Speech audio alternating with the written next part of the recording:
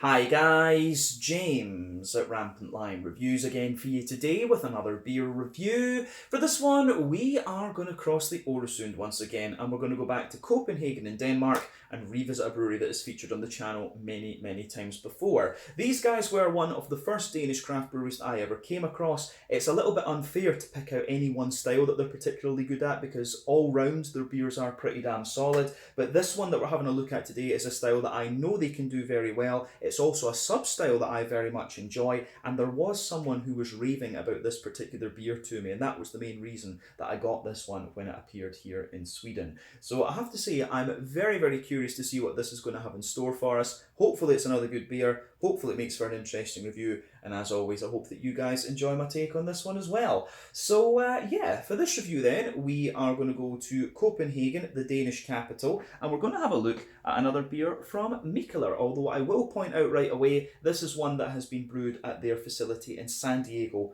over in California in the US, although that is soon to close actually from what I've heard.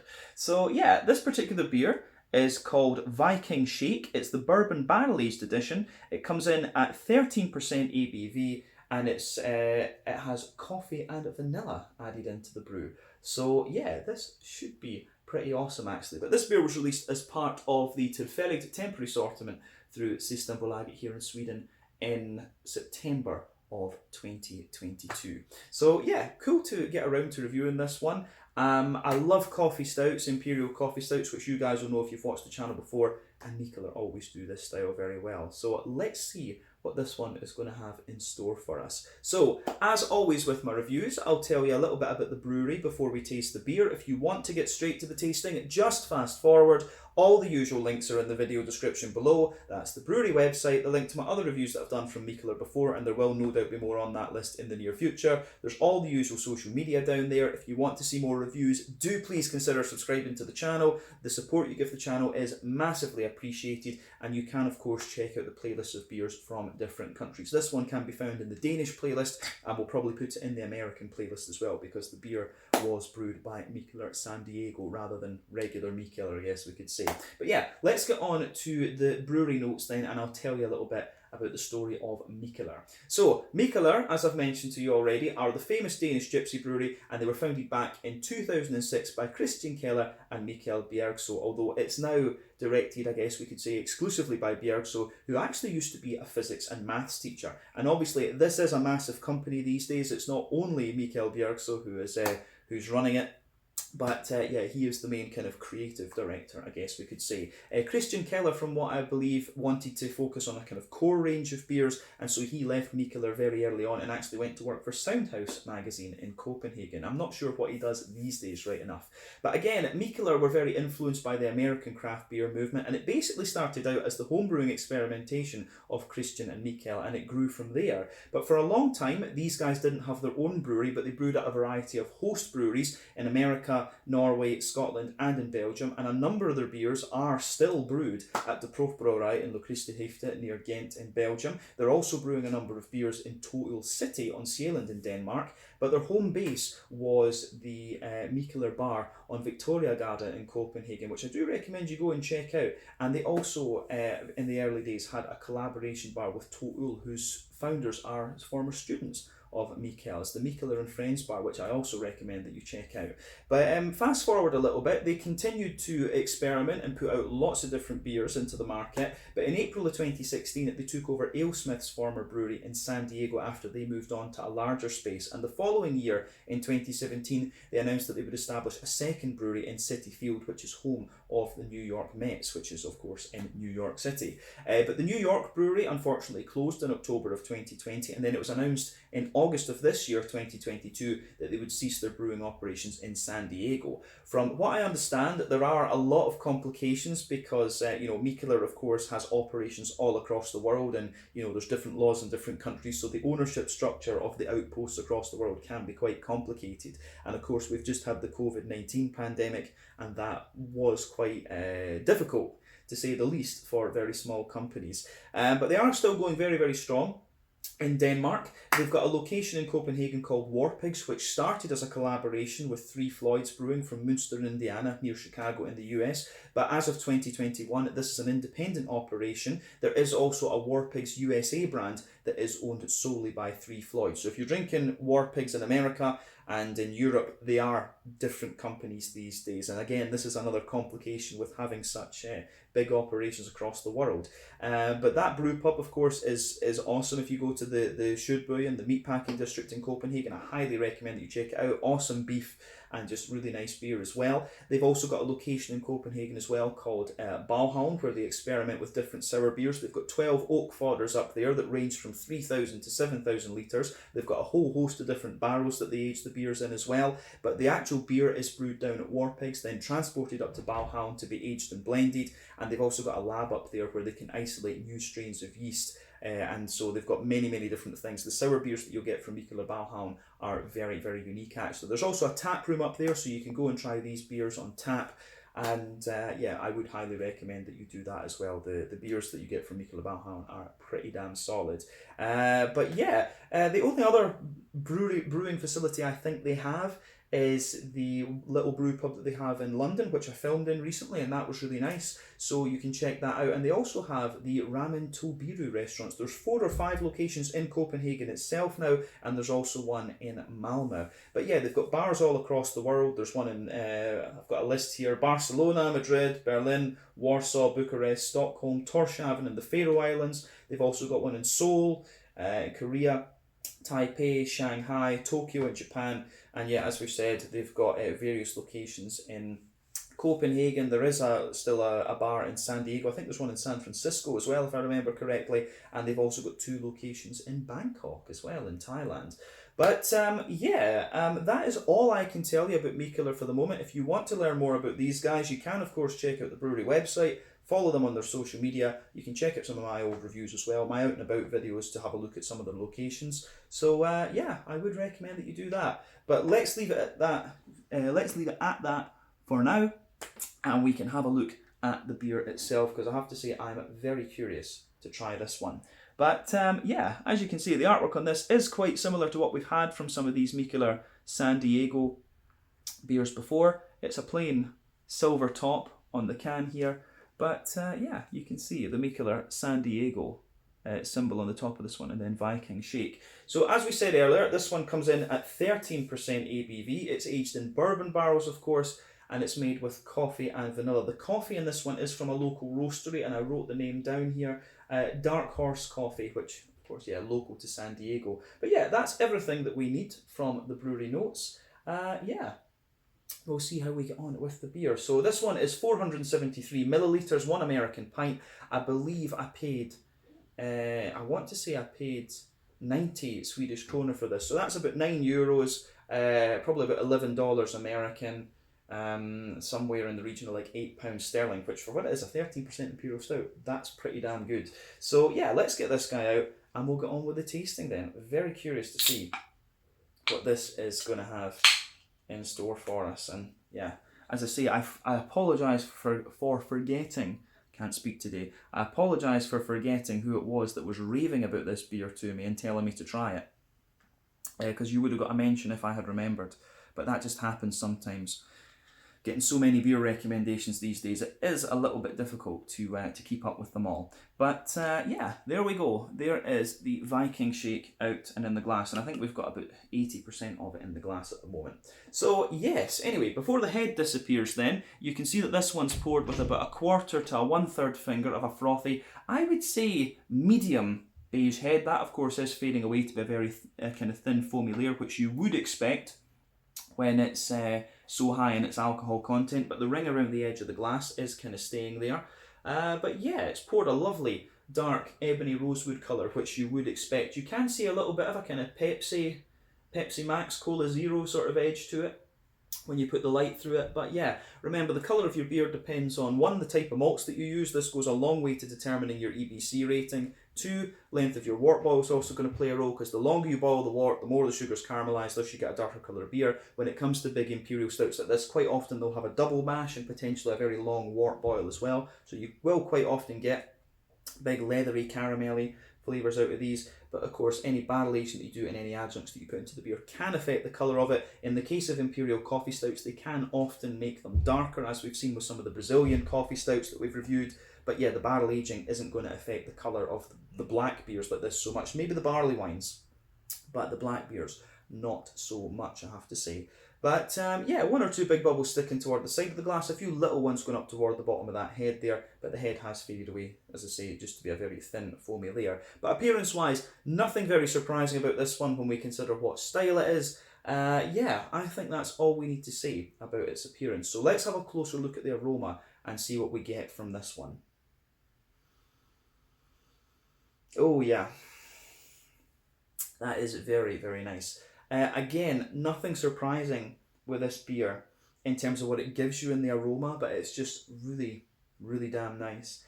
We know that American bourbon barrel aging gives us a really kind of smooth vanilla kind of backbone to the beer. You've also got the actual vanilla in this one, and then the coffee is just adding a nice kind of depth to the whole thing. But I'll say that straight away, it's a lovely smelling beer. We're going to break it down a little bit more, but yeah, this delivers everything you'd expect from an imperial coffee stout, but it's one of the kind of smoother ones that I've come across. Actually, it's not so pungent in the glass. It's one of the ones that it's better to take the aroma in a bit more deeply and just appreciate it from that perspective rather than letting it jump out the glass at you, if that makes sense at all. But yeah, lovely, lovely smelling beer. Yeah, so where do we start with this one then? Backbone of the beer, you can absolutely smell that lovely smooth American oak. I've always said that European oak is a bit drier than American oak, but yeah, you can smell that lovely American oak smoothness in the backbone there. You do get that sort of bourbon. I've always found that bourbon is a little bit sweeter than Scotch whisky. Scotch whisky tends to be a bit more grainy and spicy. The American bourbon is a lot sweeter. So you can smell a little bit of that kind of bourbony brown sugar note on top of that. The vanilla comes out of it both within the woody elements of the beer, but also kind of as an individual component actually. So that is interesting too, because you get a good bit of sweet vanilla at the front of the nose, but toward the back you can also smell a little bit of that bourbony vanilla, kind of just embedded in the whole thing. But yeah, on top of that, there is a little bit of a kind of well-fired bread crust type quality. There are elements of kind of brown bread. I don't know if I'd go as far as rye bread. It's not quite sweet enough. Yeah, it's not quite sweet enough in the bready character to be rye bread, but you can certainly get some nice toasty brown sugars in there. It has got a little bit of that kind of leathery character to the brown sugar as well, which indicates a long wort boil. There's not really a tobacco-y sweetness to this one, which is quite interesting. Quite often with imperial coffee stouts, you can get a little bit of tobacco-y note, but no, this one's more kind of leathery and brown sugary. There is a bit of a kind of slightly sweeter treacle molasses kind of thing going on with this one. The Americans, of course, say molasses. I would say treacle. Hey-ho. Yeah, a little teeny hint of biscuit in there. But of course you've got the coffee kind of backing everything up, and the coffee beans in this beer really come across as being quite embedded within the kind of bready part of it. And as I've told you before, coffee beans are one of my favourite, potentially my favourite adjunct that you can put in craft beer. You know, there's so many, they're like hops, there's so many different variables you can think about with these, you know, where they're grown, because then you've got different water and different soil profiles that are going to affect them. You've also got the mazel, the meters above sea level, so the height, the altitude at which you grow these coffees can affect what flavours you get out of them as well. And of course then the treatment that they get, the different kinds of roasting and all this. And I actually don't drink coffee, but I love coffee beans in imperial stouts. It's a bit strange actually, I never got into drinking just coffee on its own. But yeah, the coffee that you get out of this one has a lovely kind of very, very smooth roast to it. It's got a nice earthiness as well. There's a little bit of aromatic-y character, but I mean, to me, the coffee beans are a lot more smooth and earthy in this one. They have got a little bit of a slight red fruity character, like a sort of blackcurranty thing. I don't know if I'd go as sharp as blackberry, but definitely a wee element of red fruit just to the coffee beans as well. And yeah, it's interesting this actually. The coffee, I'm curious to see whether these coffee beans, I've had this before where coffee beans, they smell quite different from how they come out in the flavour. But the coffee The coffee in this beer doesn't take center stage almost, but it's almost just kind of like part of the backbone of the beer. So it's not overly pungent, but it's there, and you do know it's there. You do notice that it's there, if that again makes sense. Uh, but yeah, the malty backbone of this beer is very, very nice, I have to say. I like it.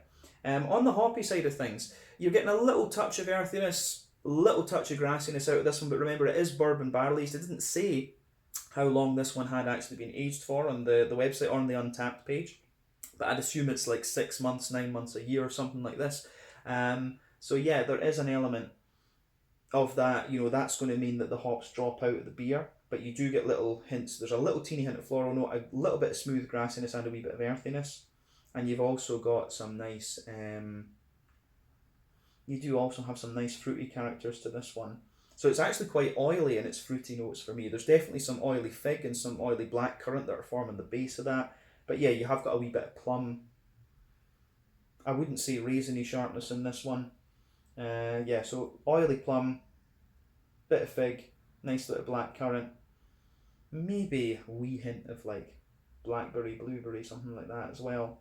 But yeah, aroma wise, this one comes across very, very nicely actually. Yeah, it gives you everything you'd want from the style. Like I say, nothing surprising about the aroma of this one when you consider what it is, but I think it's great. I think it smells very, very nice. So I reckon it is about time that we have a taste of this one. As I always say though, take a bit of time to appreciate the aroma of the beer before you get stuck in.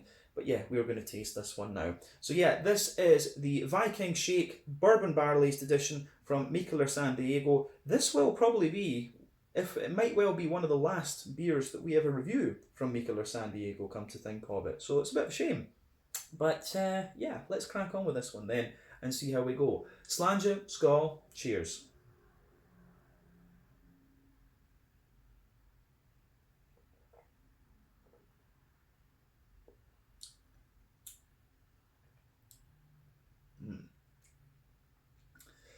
That's pretty damn solid, I have to say. I like that. And it's interesting because yesterday I reviewed, an Imperial Stout from Brazil, and it was very different to this one. Actually, it was aged in cachaça barrels, which is like a Brazilian sugarcane distillate. And it just amazes me. It kind of shows you this beer, obviously it's got a similar profile, but the kind of subtleties and the way everything goes is different. So it's cool to do something like this, and this was the main reason I wanted to do it, was you've got a beer that is very, very similar in a lot of ways in terms of its style, but then you can just see the different flavours and things. So yeah, trying two Imperial coffee stouts one day after the other is quite interesting. This is very different from the Brazilian one I had yesterday, but this is another very, very nice beer. I think maybe Imperial coffee stouts are going to be one of my favourite styles now. Big sucker for, Doppelbock, Scotch ales, barley wines, quadruples, the big brown sugary styles. But yeah, coffee stouts I really do enjoy as well.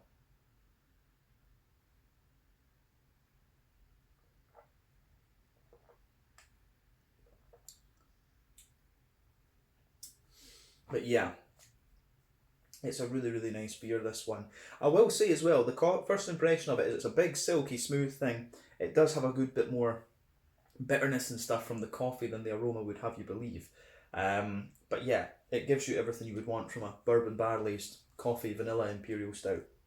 I like it. Let's break this down and then describe it for you a wee bit more.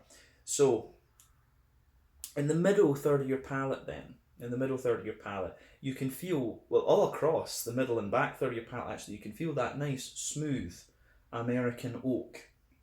And that, of course, is your bourbon barrel. But then on top of that, you've just got that little layer of, of the kind of bourbon brown sugars in there. And toward the front of the middle third of your palate, you get that little bit of vanilla in there, and there's maybe if you go further back from that, there's maybe a little hint of like a kind of butterscotchy, butter candy, Werther's Original kind of thing coming out of this one.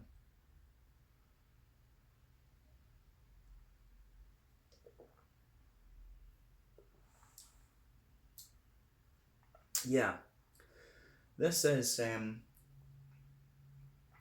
very, very nice actually.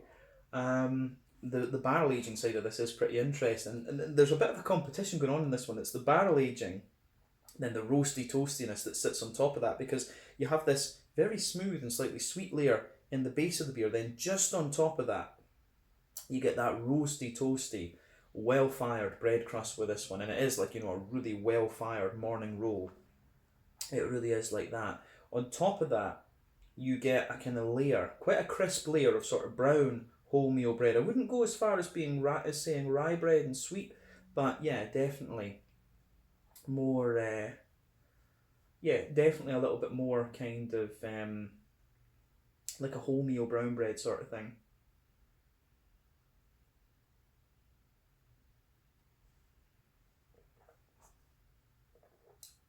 But yeah, I do like how that goes together in this one. It is really very nice in that sense. The way that the kind of roastiness competes with the bourbon barrel aging is quite nice. But on top of the kind of brown bready layer, you can feel there's a layer of quite leathery brown sugars. And I wouldn't say it's not so dry, if that makes sense, but you do get a little bit of that leathery dryness out of this one, which is quite interesting.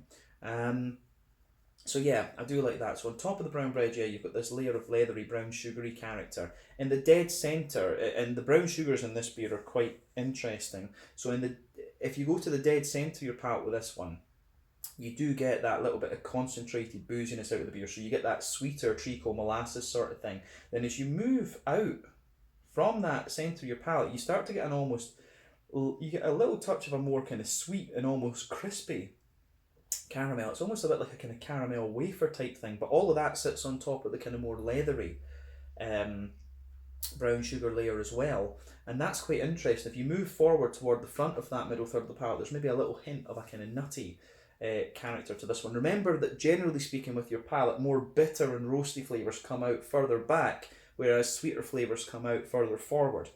So you are noticing that with this one. We haven't mentioned the coffee beans yet, so that's what we're coming to now. If you go toward the back of the middle third of your palate and into the back third of your palate, the coffee kind of dominates this area, if you like. So the base of the back third of the palate, you can feel that the American oak is getting a little bit drier, and the bourbon sugars are doing the same. And on top of that, you've got the roasty bread crusty layer, which is again more pungent. And then on top of that, there's you do have a little bit of a more kind of brown, you do have a little bit more of a kind of brown bready sort of thing there. The brown bready layer is just a little bit taller, but then in the border region between middle third and back third of your palate, this is where you get the bready layer is there, but you also get the coffee bean kind of infused into that, and that's really interesting. So let's focus on those coffee beans.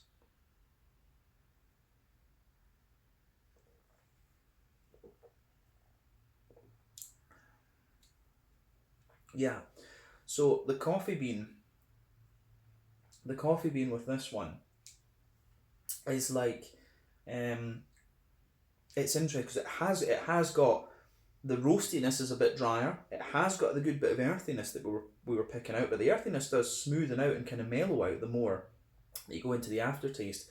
There is a little degree of aromaticity to this one, and I think the aromaticity kind of grows the further you go into the aftertaste too. But you also have that, you also have that kind of red fruity note to the beer. So it has got a little bit of it's kind of a mix between a berry and a currant. It's got a bit of the juiciness of the currant, but the more oily character of the berry. So it has, maybe plum is actually a good description. It's got a wee bit of a kind of plummy note to it, the coffee too, and all of that kind of sits there in that border region between middle third and back third of the palate, and the kind of bready notes from the yeast and the malt to an extent, they build up behind that. So yeah, you can feel that on the back third of the palate, the flavour is definitely taller, and as you come further forward, it just condenses down a wee bit into the middle third of the palate. So yeah, I do like how that goes together.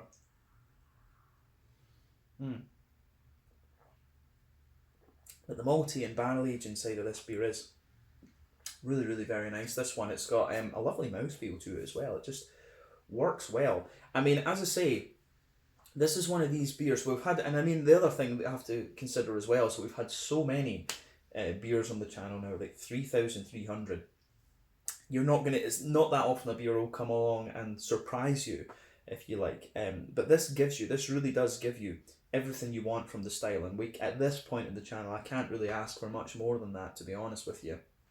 But yeah, I think that's the malty and kind of yeasty side of the beer, and the barrel aging and the adjunct covered. Let's look at the hoppy and fruity side of the beer. So back corners of the palate, you do get a little bit of earthiness out of the beer. You can feel a little bit of that hoppy earthiness. As you come further forward, everything smooths out though. There's maybe a little touch of herbal note, but it's very, very smooth along the front, along the sides of the palate up to the front corners. So there's maybe a little bit of floral aromaticity there, and then round the front curve of the tongue, it's a little bit lighter and more grassy, actually. So definitely getting that.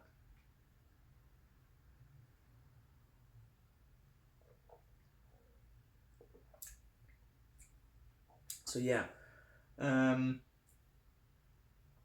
yeah, I like how that goes together. The green component is very, very smooth, and the grassiness is almost a little bit wet. As we said earlier, when it's bourbon barrel aged, most of the hoppy character is going to have dropped out of the beer. That happens. But yeah, let's focus on the front third of the palate and the fruitiness and things then. So border region between front third and middle third of your palate, there's a little bit of a kind of brown bready build up there. The base of the front third of the palate is a little bit smoother and a bit more kind of woody as well. So yeah, I like how that goes together for sure. On top of that, you get that nice oily bubble where the juicy fruity esters kind of roll their way out of the beer.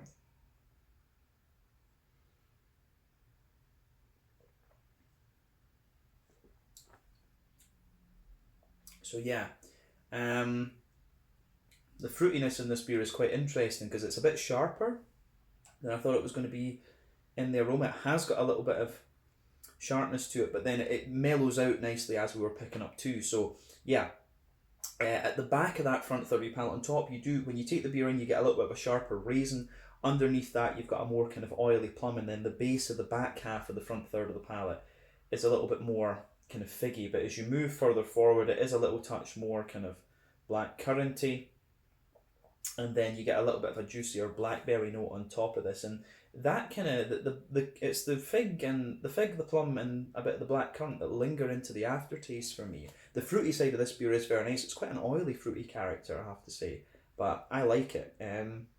I can see why people were telling me to try this beer because it is actually really, really nice. As I say, nothing surprising about it, but it's just well done. And you know, Mikkeller have always done some very, very good imperial stouts, and this doesn't seem to be an exception to the rule. This is very solid as well.